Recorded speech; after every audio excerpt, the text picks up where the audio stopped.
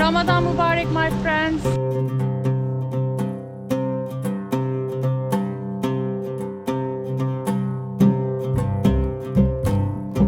We have one day left. We will begin to observe the month of Ramadan. I'm very excited and feeling blessed to be able to reach to the month of Ramadan. I'm gonna share some of the scenes from Istanbul. Let's begin.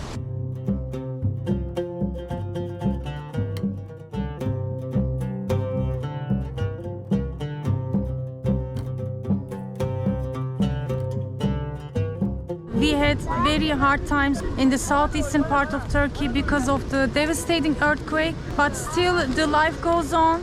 Of course, the government and the private organizations still in the site helping to the victims of earthquake. It's gonna be a little bit sad, but still we are happy to be able to reach to the month of Ramadan. First, I'm gonna take you to a street market in Eminönü where the spice bazaar is. As I went there the last year, it is one of the centers to shop for Ramadan, for the spices, cheese, olives, they go for it. Let's take a look.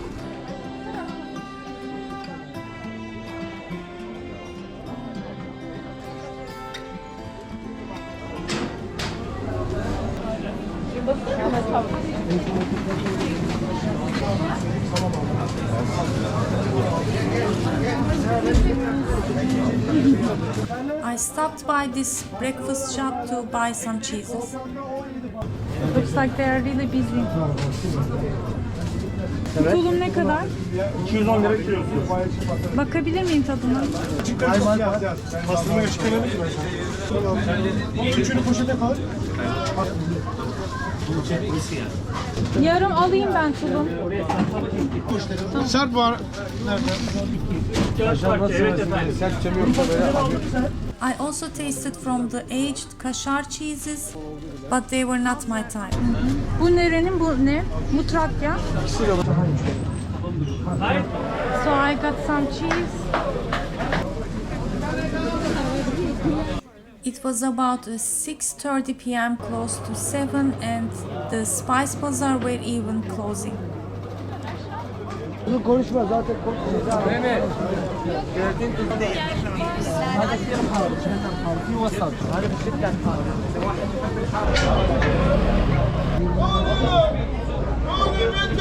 Çek, 4 tane de ablana çek. Since couple of years we begin to see colorful olives, but I would definitely recommend to go only for green and black, which are natural.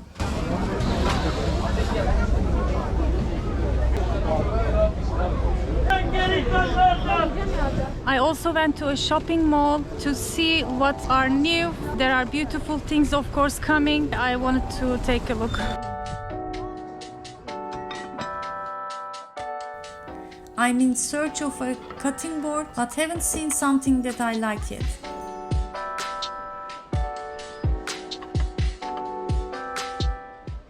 I also love these double pot glass tea sets, but they look so fragile.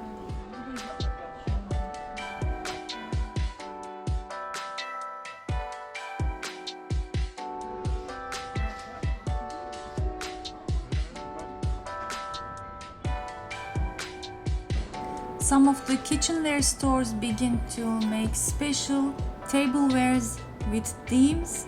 This one is Selçuk design, very new. And here is another one with Istanbul theme.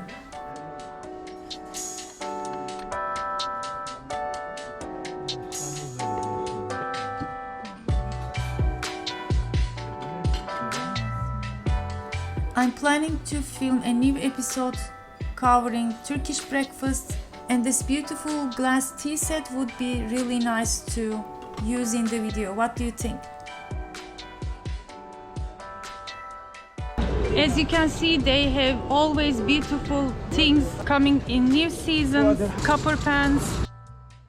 Let me little bit talk about the month of Ramadan, what we do for my followers who doesn't know about it. We fast during the day, beginning from dawn till the sunset. We don't eat anything or drink It continues for about 28-29 days. The moon calendar we follow. For a couple of days you feel, of course, a little bit slower, hungry, but after a couple of days you feel better. The nice feeling to know that you can still live without eating too much while eating less. While I said that it's a different story when you go to the markets. They bring special items, make campaigns. The air fryers are getting even more popular, along with staple kitchenware. At the supermarkets, special aisles welcomes you during the month of Ramadan. These are all the Turkish classic desserts you can make. You only need to prepare a simple syrup and your dessert is ready to serve. I have the recipes of many of them on my channel, you can check from the links. The goulash is another dessert specially comes out during Ramadan. These are thin crispy sheets made from wheat flour, starch and water. You soak the sheets into sugary milk syrup. You can sprinkle some nuts to the layers or on top and serve cold. It is recommended to break your fast with dates, so it is consumed a lot and we have on the markets with great varieties. Another thing we see especially on the markets during Ramadan is the sherbets, the drinks. Usually they are made with fresh or dried fruits and flavored with spices.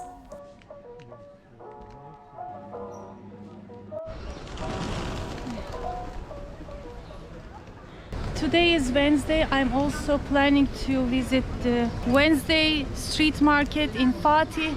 I hope nothing comes to me. So I'm planning to visit the Wednesday market to show you if I can make it.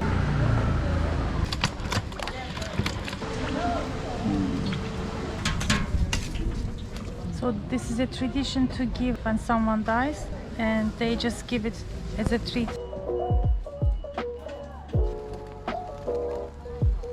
So I came to the Fatih, the famous Malta street. I was shopping from here when I was living here. These markets are getting more famous because there are many people from Middle East living here. I see the sambosa leaves.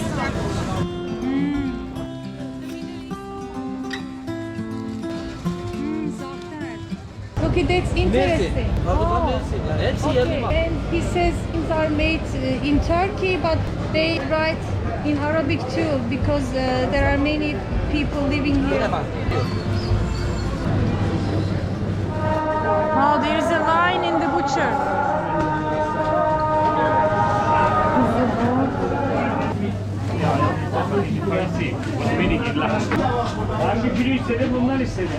I also saw for the first time minced chicken to make köfte.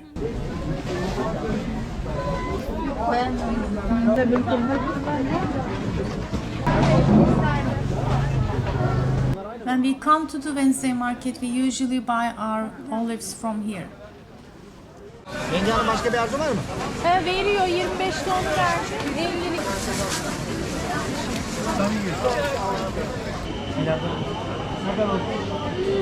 Kim de gelecek? Ay yok ya.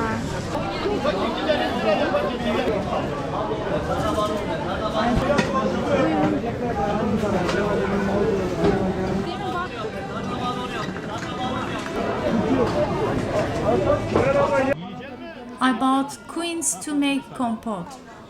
Another traditional dish usually we remember more during Ramadan. Nasıl? Tadı güzel değil mi abla? Çok güzelmiş. Üzeri de var, burada var. Tere burada.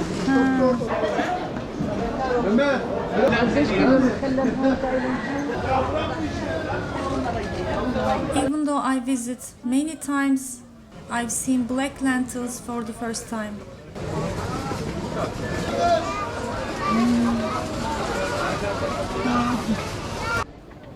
This aged Kars kaşar cheese was really nice. I'm glad that I tasted before we begin to fasting. Even on the street markets, you can pay with your credit card if they have the machine.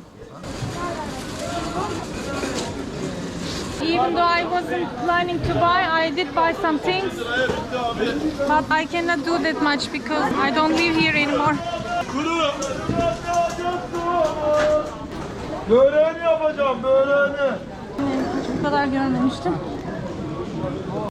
And yet I end up buying more things. I have a new soup recipe on my mind to make.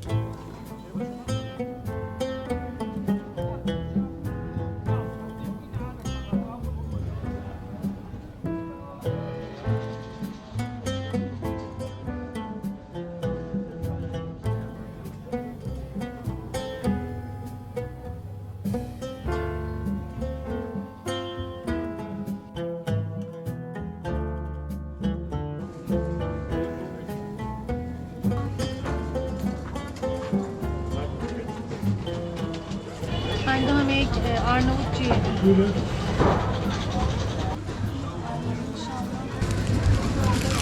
So this is the sherbet drink I tried, tamarind, demirindi. So I can make it. I'm gonna get one. Okay, my friends, we finished shopping. We have about 1 hour left to reach to the month of Ramadan. It will begin with evening prayer. The month is blessed, but I hope we will also observe it fully. I will continue to share my content, recipe ideas, including the things I'm gonna make with these, all of this. So stay tuned. Ramadan Mubarak. See you next time.